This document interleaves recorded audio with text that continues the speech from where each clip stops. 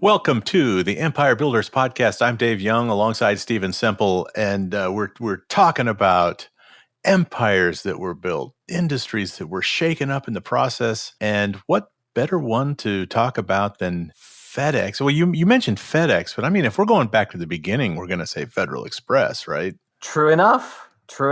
That's right on the ball. Yeah. Absolutely. I mean, we're both old enough that we remember these things. I'm trying to be in denial around that. As these companies like celebrate their 50th year in business, and I'm like, oh yeah, I remember them coming on board. Yeah, sure. Well, it's like the one that got me the other day is Sopranos 25th. It was 25 years ago, and I'm like, no, please, God, no. Yeah. Well, and for 20 years, I've been thinking that the 80s was 20 years ago. Apparently, that's no longer the case. Should we talk about Federal Express? Federal Express, absolutely. The most memorable thing about them was how disruptive they were, but their ad campaign was absolutely fabulous. The fast-talking dude. Yeah, we definitely want to talk about it. But here's the interesting thing. Fred Smith, who founded Federal Express, he came from a real transportation background. His father founded Greyhound. Well, there you go. Yeah. So, he came from some money and he created this idea of the hub delivery system, right? So the whole idea of Federal Express is what they invented, and everybody does it today, was instead of something going from point A to point B, everything would go to a central hub, be sorted. So, it may actually travel further, but is actually more efficient. And here's the crazy thing is he came up with this idea as a class project when he was in university. Yeah. Yeah, and his teacher gave him a C. Said it was a terrible idea. That's terrible. That'll never going to work. And also at the time, got to remember, both UPS and the post office did not own their own planes. They relied, if anything was being air freighted, on airlines. And at the time, carrying packages by air was a secondary business for airlines. So literally, if there was no room for a package, it didn't go, or packages got bumped for people. Yeah. What year are we talking about? What year was it when he was in school and came up with this stupid idea? I'm not sure what year he was in school, but really it was 1970 was a real turning point for UPS. It would have been before that. Going back to Fred Smith, he inherits some money. His dad also had an aviation business. So he decides to sink the money into that aviation business, and he's doing corporate aviation, private jets. And what he's doing is he's buying them, fixing them up, and selling them. So he's constantly looking for refurbished parts and things along that lines. And when he buys the business, he really grows it. Like he takes it to a $9 million business, which is a 1,500% increase from the size of the business when he took it over from his dad. But there's these real problems. There's these real shipping issues grinding the business to a halt because he would have planes waiting for like a single part. Like he'll have the plane sold. He'll get the money when he delivers it, and he'd be waiting for a single part to show up to fix the plane. So delivery was completely unreliable, and UPS was not yet national. Took a long time for UPS to get completely national. Along comes 1970, and the postal workers go on strike. And Nixon declares a national emergency. And Fred looks at this and decides, you know what? We can't be completely reliant on this. Let's put this hub and spoke model into practice. So he digs out his paper, dusts it off, and he needs to convince his sisters to let him dip into the family trust because he had to own the planes. The only way this was going to work, had to own the planes. And at that time, Pan Am was selling off some of the fleet, and they were small. Oh, okay. They were small, fuel-efficient little jets. They would be about $1.3 million per plane. So he wanted to go and buy a bunch of planes. And what he also discovered was the Federal Reserve in the United States, when they're moving checks, it could take 5 days to clear. And that's a big money issue for the banks. And he was like, I could move them overnight. I could do this contract with the Federal Reserve and move them overnight, which is the reason why he decided to call it Federal Express, because he was going to do this stuff for the Federal Reserve. That was going to be customer number one. Customer number one. So he approaches his sisters And his sisters refuse. He tells his investors the Federal Reserve are all in. He raises $80 million and buys 23 jets. Okay. Was the Federal Reserve all in? No. So he moves to Memphis, calls it Federal Express. Problem is, he thought this would be a slam dunk, but the deal did not happen because regulations do not let his planes carry cargo. Only big planes could carry cargo. His planes were too small to legally carry cargo. Okay. So Federal Express is losing money like mad. Like within a year, they're $27 million in debt because he's bought all these planes and they're just sitting there. And Dave, I do work with a company that charters private jets and sells private jets. It's a lot of money for a jet to just sit there and look pretty. It blows people's minds when they realize every plane you've ever been on has spent the vast majority of its time in the air. Yes. Like it's just in the air all the time. But the part that blows me away is if they're not in the air and just sit on the ground, how much they still cost. It's still like millions of dollars for that sucker just to sit there. So he's losing money like mad, $27 million in debt, and he needs money from the family trust. So he forges the minutes. So a bank loan would be guaranteed. Oh, man. Yep. But this buys him some time. And by July 18th, 1972, there's a change in the rules. And now you can use any aircraft for moving parcels. Okay. So he can now launch the business. I have so many questions, Stephen. Are his sisters still mad at him? Well, this gets interesting. Or did they get over it? Okay. This gets interesting.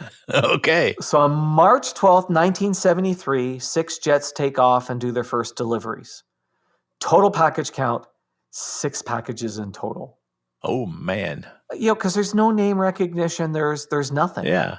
And at this point, they're so cash poor, he only has $5,000 in cash left. There's no way to make payroll. Hey, Steve, I want to interrupt us. Can I interrupt ourselves? Well, look, it's your podcast too. You can do what you want to do. Here's the thing. This is where we would normally play that really cool, highly produced ad that our buddy Mick's voice is in, and Gary has done some of them. Don't forget Matthew Barron's. And Matthew, yeah. He'll be hurt. He'd be hurt if we forgot his name. No, they're fabulous. But I thought, well, part of doing a campaign is you change it up every now and then and do it a little bit different. And I thought maybe you and I could do the ad. Okay, well, let's do it. Basically, this is the reason we're doing the Empire Builders podcast, is so that we can share stories of business owners. And hopefully the audience that likes the Empire Builders podcast is a bunch of business owners, right? That's sort of the plan. That's the hope. We have a special offer for business owners. Yeah. Right? It doesn't cost anything, and it's fun for us, and it's fun for you. We promise it'll be fun. And it's just basically contact us and spend 90 minutes with us. Here's how it works. Just give a little bit of background. Reach out. You can book the session online. Go to the Empire Builders podcast and go to Get Started. And right online, you can book it. So nice and easy that way. You'll receive an email with a scorecard and a questionnaire. So you just got to take a little bit of time to fill that out and get it to us. And what that allows us to do is, instead of it being this typical, hey, we're great, hey, we're wonderful, here's our ads, you should hire us, it actually allows us to do some research so we can show up prepared and give you, the business owner who contacts us, some solid advice for free. I don't like sales. I'd much rather do that than be the sales guy. And here's my attitude. If we give you great advice, and it's something you think you can apply and helps your business, maybe then you'll want to go to the next step and hire us. And even if not, go and apply those things and grow your business. The more people do that, just better off we all are. This questionnaire that you're going to give them, again, remember, this 90-minute session is not about us. It's about you and your business. Correct. So that's why we need to know a little bit about you and your business so that we don't make it about us. Right. We want to make it about you. Yeah. And it means the first 30 minutes, we're not asking the basic lowball questions. You've already given us the answers to those things. We can just get right at it. So take us up on it, man. Contact information is at our website. You'll find us. Let's get back to the story. All right, back to the story. So you've got this guy, Fred Smith, who's a Yale grad. He's a former Marine. He's the son of the captain of the industry, and he's brilliant. So you know what he does? He goes to Vegas and gambles it. Really? He takes the $5,000 to Vegas and gambles it. Oh my gosh. Comes back with $27,000 and he can make payroll. Holy cow. So he didn't like take a high risk gamble unless he played all night or something. Man. And then the sisters, remember the sisters? I know you haven't forgotten the sisters. Dude, I have sisters. That's why I asked. that's why you couldn't let go of it. Strike it a little close to home, was it, Dave? Yeah. Did you ever rob their piggy bank? No, I never robbed their piggy bank. But we had our moments. Yes. So anyway, the sisters file suit saying these documents were forged to get a loan. January 31st, 1975, he gets arrested for financial fraud. Like, carted off. Okay. He fights the charges, and somehow he beats the charges and walks free. Like, I have no idea how he managed to do that. And it made big news. It made this national news. And here's the weird thing. Orders started to flood in after the court case. Like, can we ever think of any other situation where somebody goes to court, gets lots of press, and ends up money flooding in? Anyhow. Oh, gosh. This is the classic American success story right here. Because the scandal actually created a share of voice for him. Yeah, absolutely. There's no such thing as bad PR. But on top of that, they also do create this fantastic advertising campaign, with the fast-talking voice, which was perfect, because when you're talking about speed, the ad should be fast. But the other part was that whole, if it simply has to get there overnight. Yeah, when it absolutely positively has to be there overnight. Yeah. The thing that's interesting about that is when you want to become famous, you have to become famous for a thing. You can't be famous for a bunch of things. You have to be famous for a thing. And so what they realize is they could be famous for overnight delivery. Overnight delivery. If you had to send it overnight, like there was a time you and I experienced it. If you're sending something overnight, you didn't think about anybody else because you knew wherever I'm sending it, it would go overnight. And before that, you didn't think of anybody because it couldn't be done. Right. Could not be done. But even when others went to get into it, they didn't have the power of that space because, and it's funny, and I've shared with people this idea that, you've got to be famous for something. And people would say, well, the Kardashians, they're just famous for being famous. And I challenge that. Go, you know what? The Kardashians are famous for being stylish. Okay. Right? Because if you take a look at everything that's posted, it's very stylish. So anyway, it's 1975. They turn a small profit. 1978, Jimmy Carter signs the Aviation Deregulation Act, which basically really opens up what they can use for planes and where they can fly and how they can operate. And the next year after that, they do $3.6 million in profit, and they're basically in every major city. Today, they have 550,000 employees and they do like $92 billion in sales. Yeah. In their early days, and remember, I grew up in western Nebraska, middle of nowhere. Yes, I'm just a hick from the sticks. But it was a big deal for somebody to send you a FedEx, a Federal Express overnight envelope. Yeah. And really in places like where I lived, you couldn't get one. Like there were times when we would drive maybe 90 miles to send something overnight. Right. Drive overnight to send it overnight.